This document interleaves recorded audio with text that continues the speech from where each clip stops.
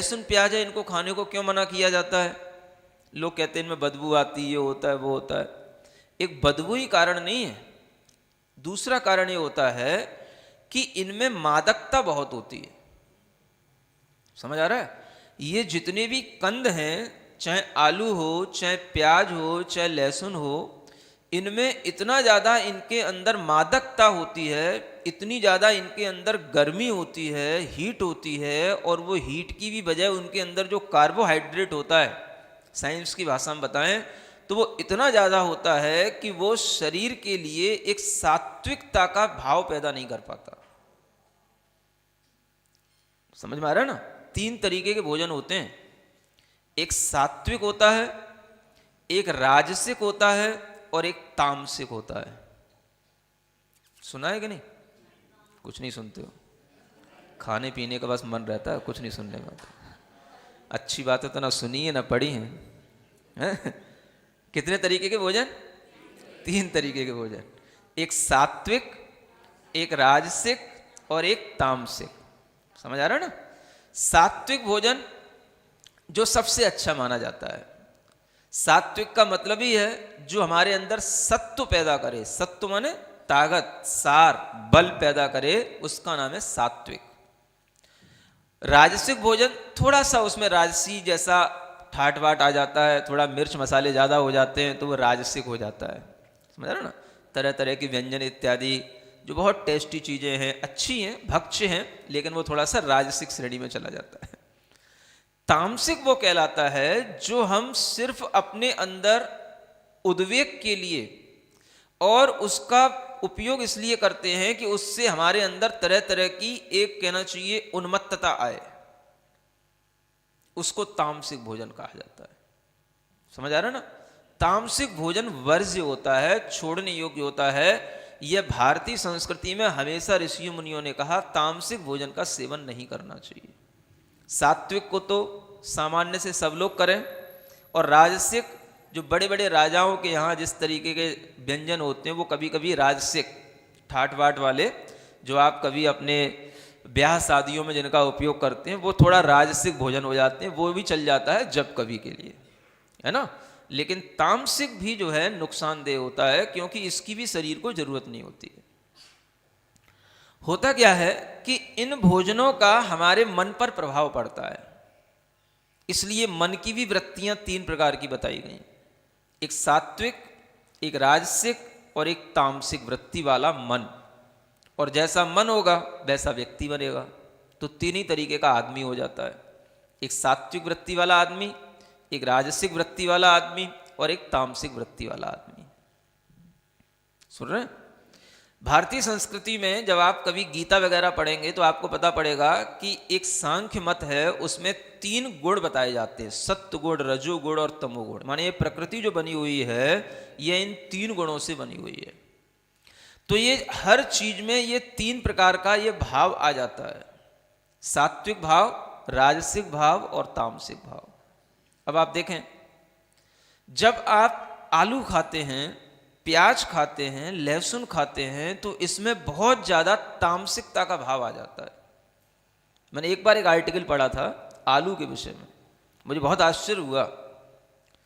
मतलब कि वैज्ञानिकों ने इस बात के लिए सिद्ध किया कि आलू के अंदर इतना कार्बोहाइड्रेट होता है, इतनी हीट होती है आलू के अंदर, कि उस हीट को हमें डिसॉल्व करने के लिए कम से कम अगर हमने 1 किलो आलू खाया है तो हमें 3 किलो दूध पीना पड़ता है, तब जाकर के वो आलू हमारे लिए कार्बोहाइड्रेट की उस गर्मी को पचा पाता है।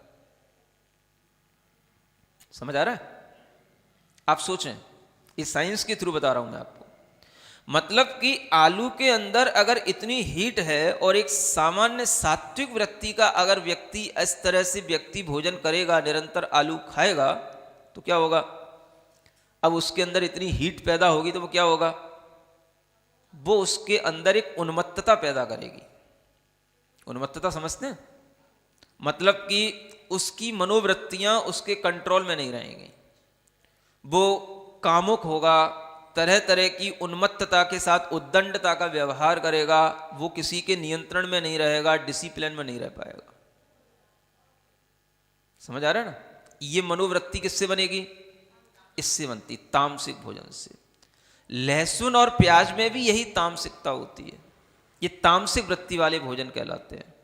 और इस तामसिकता का सबसे बड़ा कारण ये भी होता है कि जो पृथ्वी के नीचे दबे हुए रहते हैं, अंधकार में जिन फलों की या वनस्पतियों की उत्पत्ति होती है, वो अंधकार में होने के कारण से इनके अंदर तमोगुण प्रधान होता है।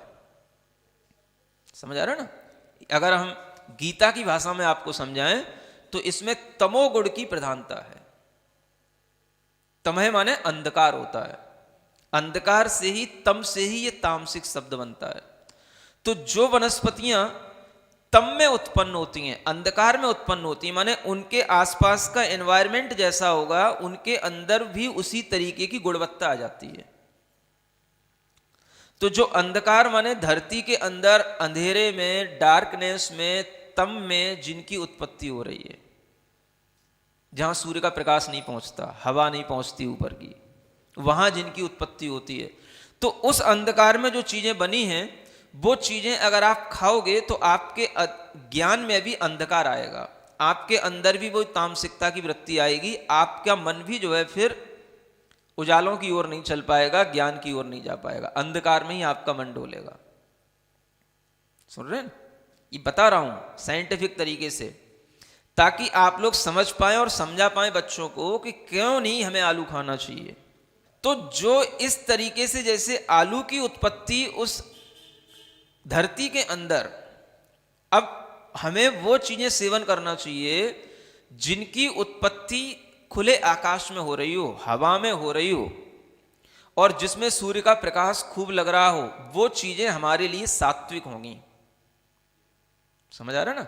आप देखें, आप बहुतायत वही चीजें लेते हैं, और जिनकी उत्पत्ति जमीन के अंदर इस रूप में होती है कि उनको अगर हम सीधा सीधा खाएंगे, किसी भी तरीके के पीस बना के भी खाएंगे, तो भी वो हमारे लिए इफेक्ट डालेंगे। आप अगर मान लो हल्दी खाते हैं या अदरक की सौंठ बना करके खाते हैं, एक तो जो है वो सूख गई, सूखने के बाद उसका चूर्ण बन गया, चूर्ण बनने के बाद उसका उपयोग चुटकी भर होता है। समझ आ रहा है ना? उसकी तुलना हम आलू के साथ नहीं कर सकते हैं। आलू तो हमें पूरा पूरा खाना होता है, सीधा सीधा खाना होता है, उसके हम पीस ही बना करके खाएंगे, उसको हम सुखा के नहीं खा सकते हैं, कोई उसकी चुटकी भर चूर्ण नहीं बनाया जाता है। समझ आ रहा है ना? तो आलू में और इन चीज में ये अंतर है। इसी तरीके से लहसुन और प्याज, ये भी इनकी पूरी पीस के पीस होते हैं। समझ आ रहा है? आदमी एक एक, दो दो, चार चार प्याज एक एक बार भोजन में खा जाता है तो ये उसके अंदर एक मादकता पैदा करते हैं, उन्मत्तता पैदा करते हैं, इनमें कामुकता ज्यादा पैदा होती है।